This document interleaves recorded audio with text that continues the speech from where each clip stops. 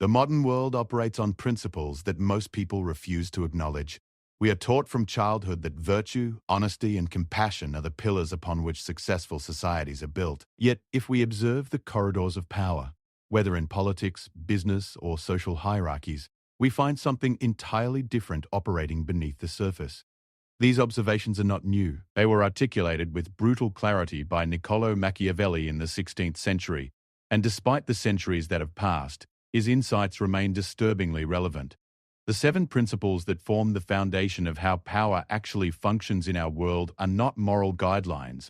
They are mechanisms of control that determine who rises and who falls. The first principle, and perhaps the most fundamental, is that power is never given. It is taken.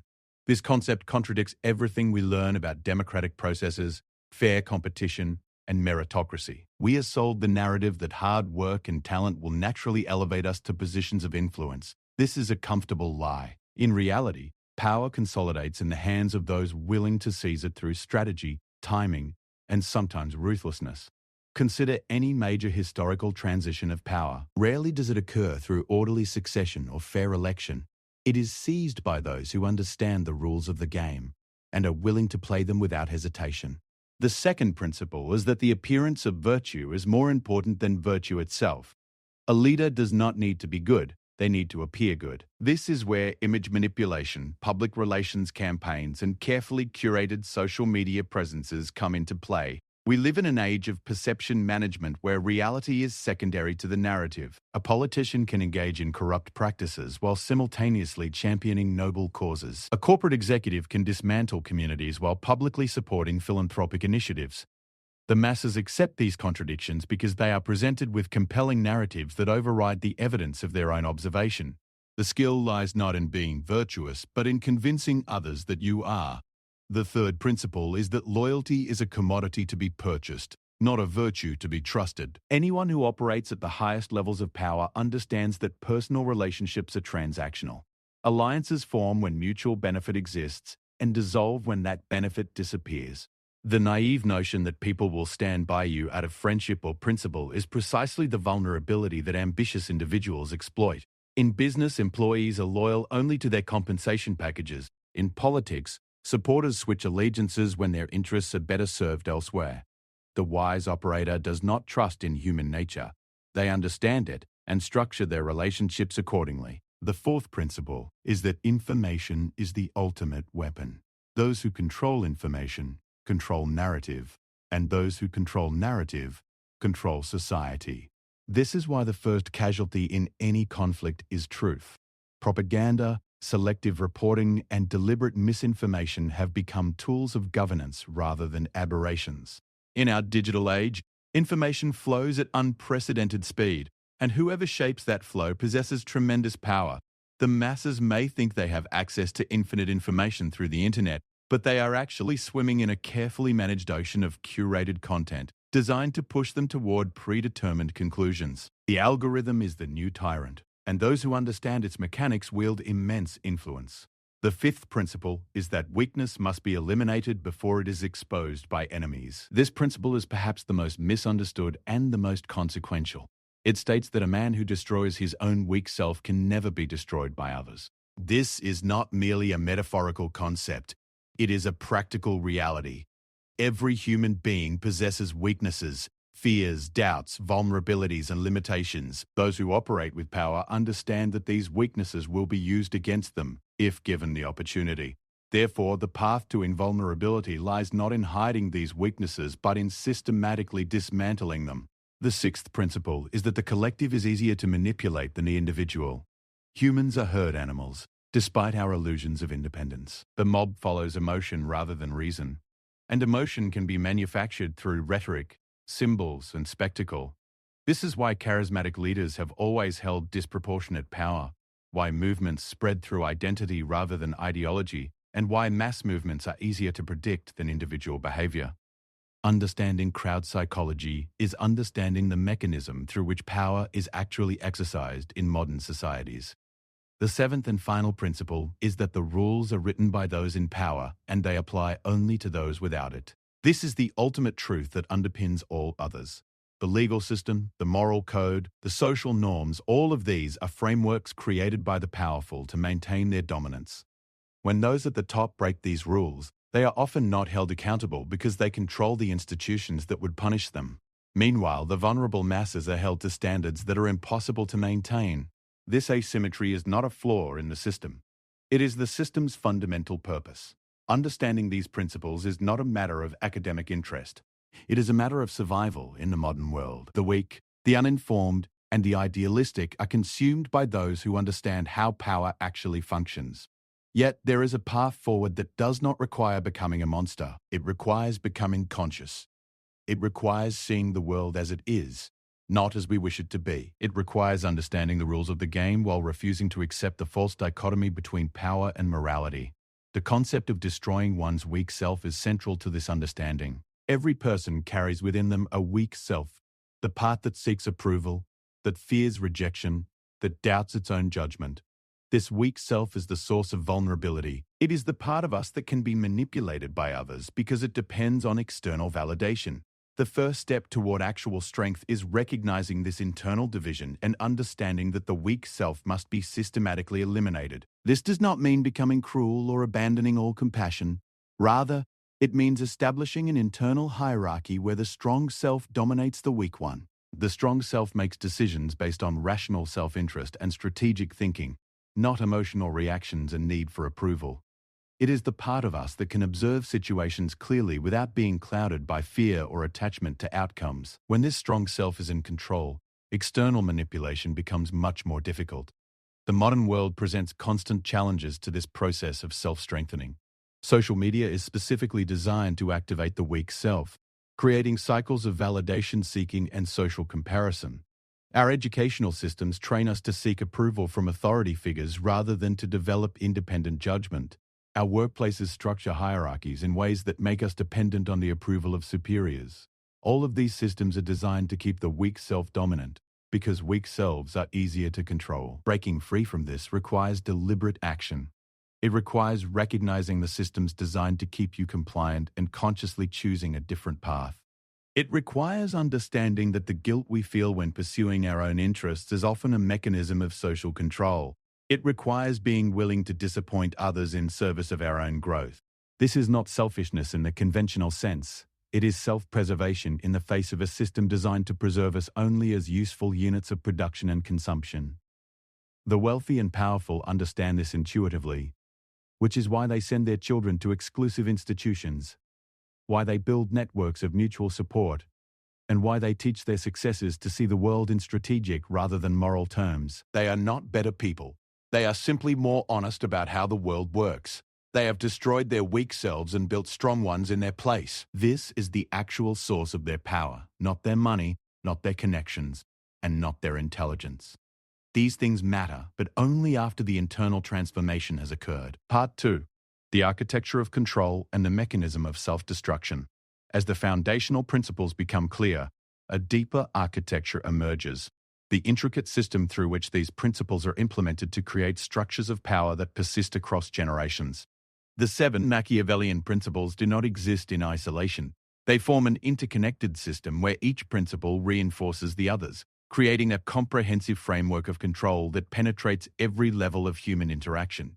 The second principle, that appearance matters more than reality, operates through a sophisticated system of institutional gatekeeping. Universities, media organizations, professional associations, and government bodies all serve as arbiters of legitimacy. An idea, a person, or an initiative is not actually legitimate until these institutions have endorsed it.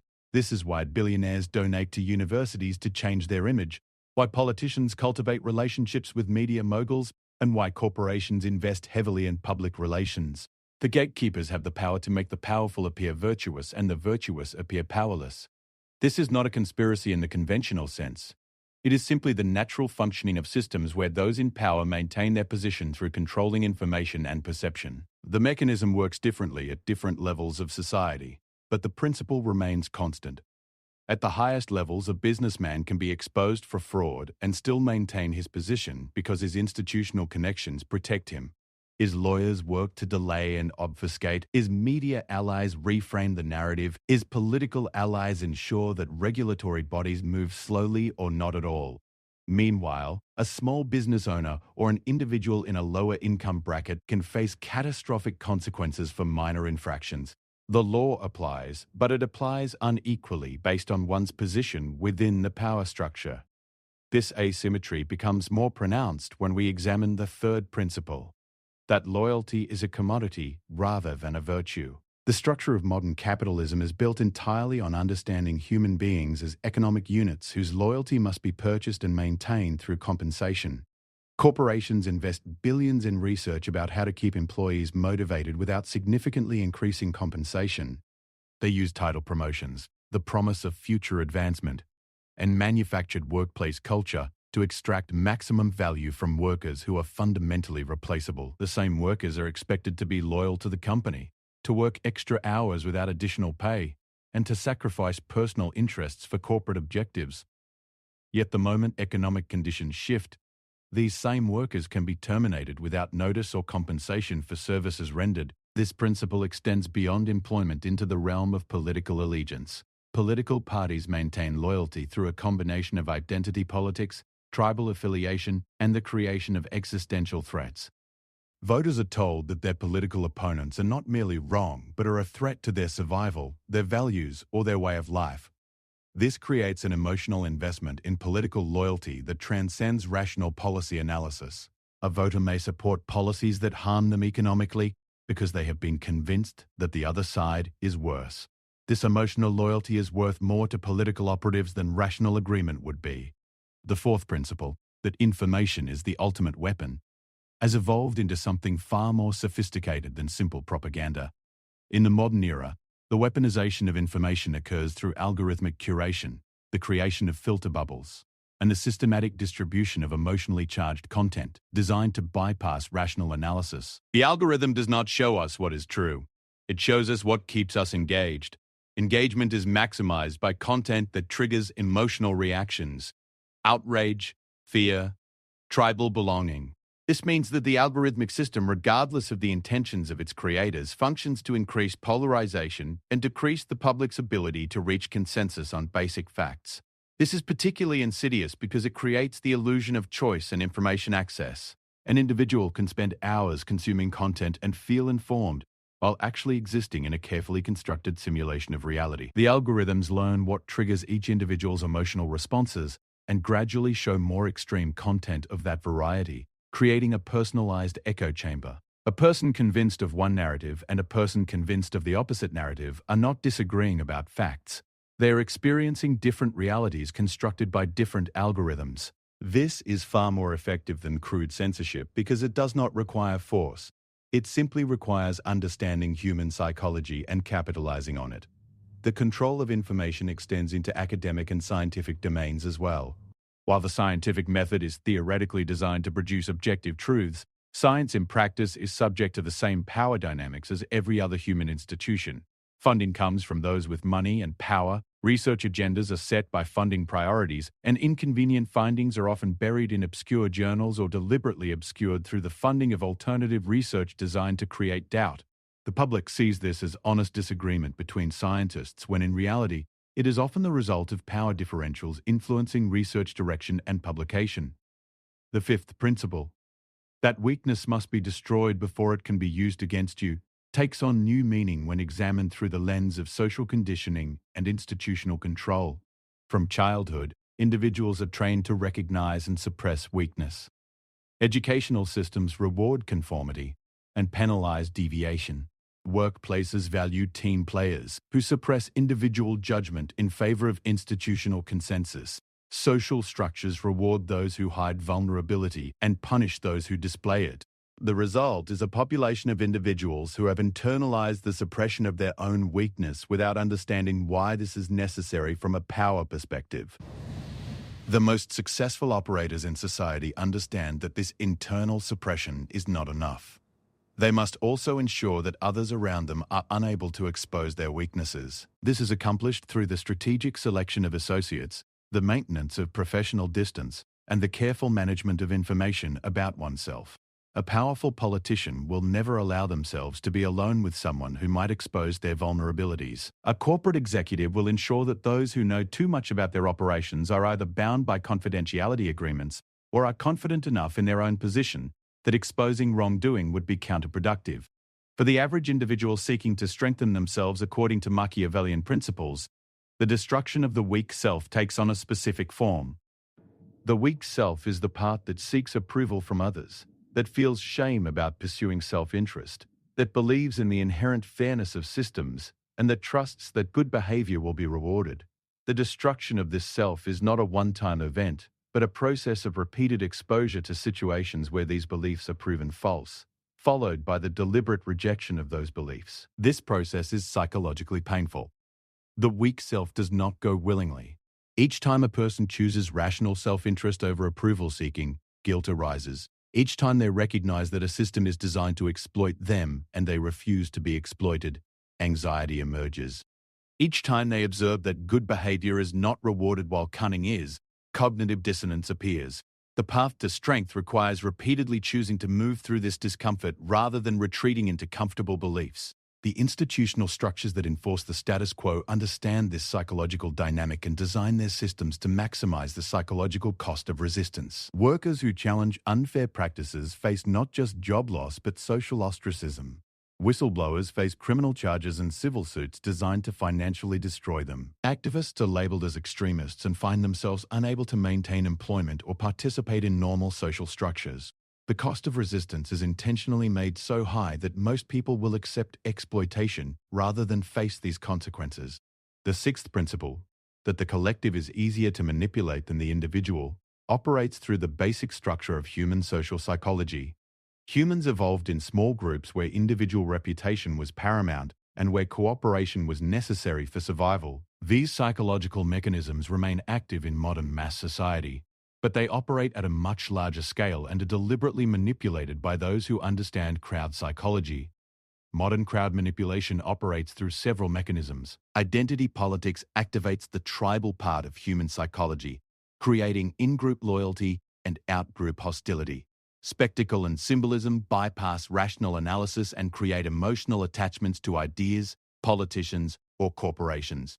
The creation of charismatic leaders provides individuals with the comfort of following a strong figure who appears to have answers. The manufacture of enemies provides a sense of purpose and belonging through opposition to a perceived threat. These mechanisms are not new. They are ancient.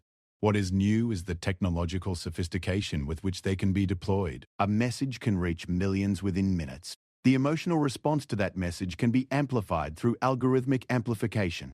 The message can be tailored to different audiences based on psychological profiles. The effect is that the collective can be moved to action or inaction with unprecedented speed and efficiency, often without conscious awareness that they are being manipulated.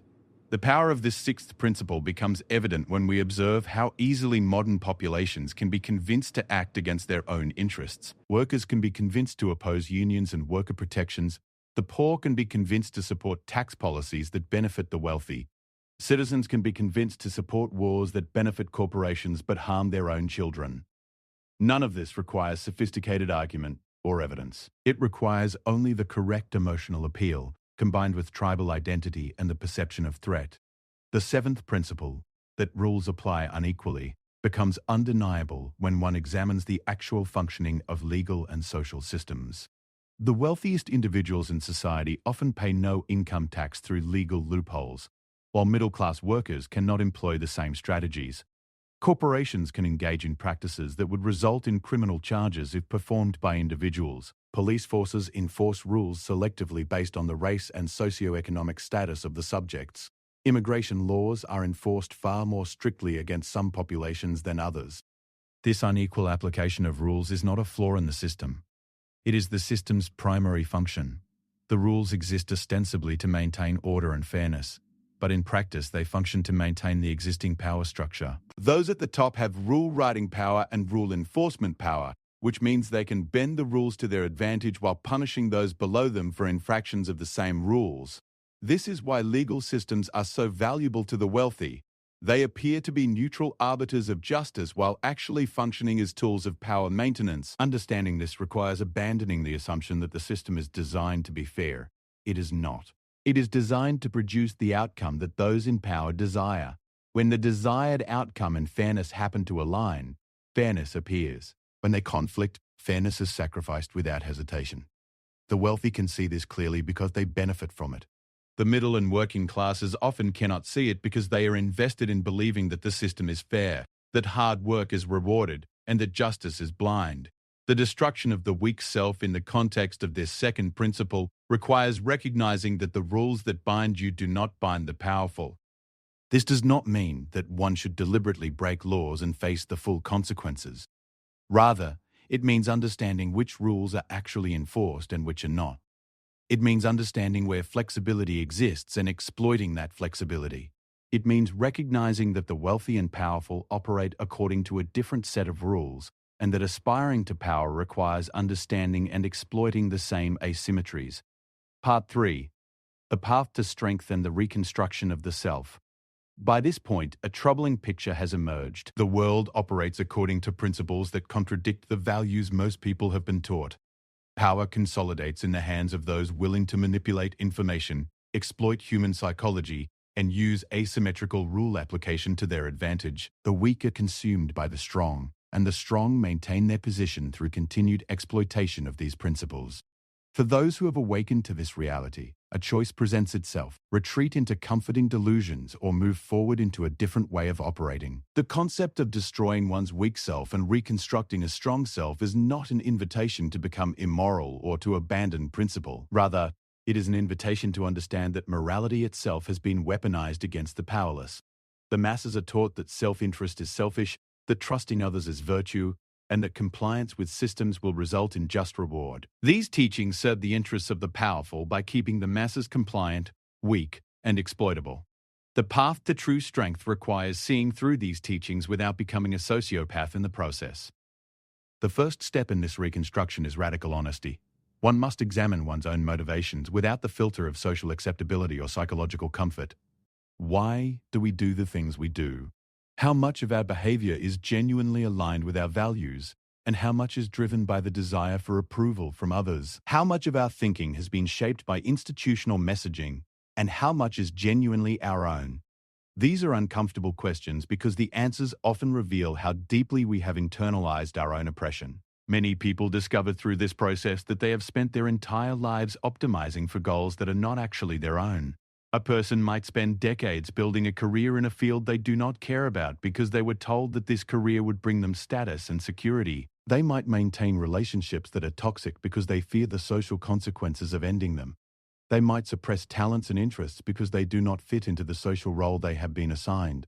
The weak self has been operating on autopilot, following scripts that were written for it by others. The destruction of this weak self requires first acknowledging its existence and then systematically refusing to follow its programming. This is not accomplished through a single act of will. It is accomplished through repeated small acts of courage. It is refusing to laugh at a joke that demeans someone even when everyone else is laughing. It is pursuing an interest that you care about even when it does not lead to status or income. It is telling the truth even when lying would be more comfortable. It is making decisions based on your own judgment, even when that judgment conflicts with expert opinion or social consensus. Each time you act against the programming of the weak self, you strengthen the strong self.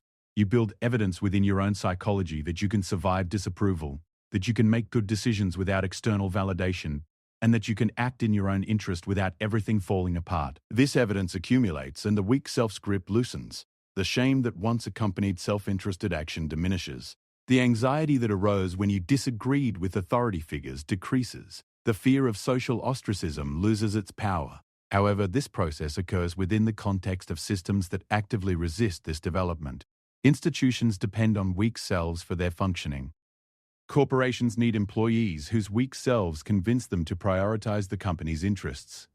Governments need citizens whose weak selves convince them to accept authority without question. Educational systems need students whose weak selves convince them to memorize and regurgitate rather than to think independently. The development of a strong self within these systems is inherently threatening to the systems themselves. This means that the path to strength will involve conflict.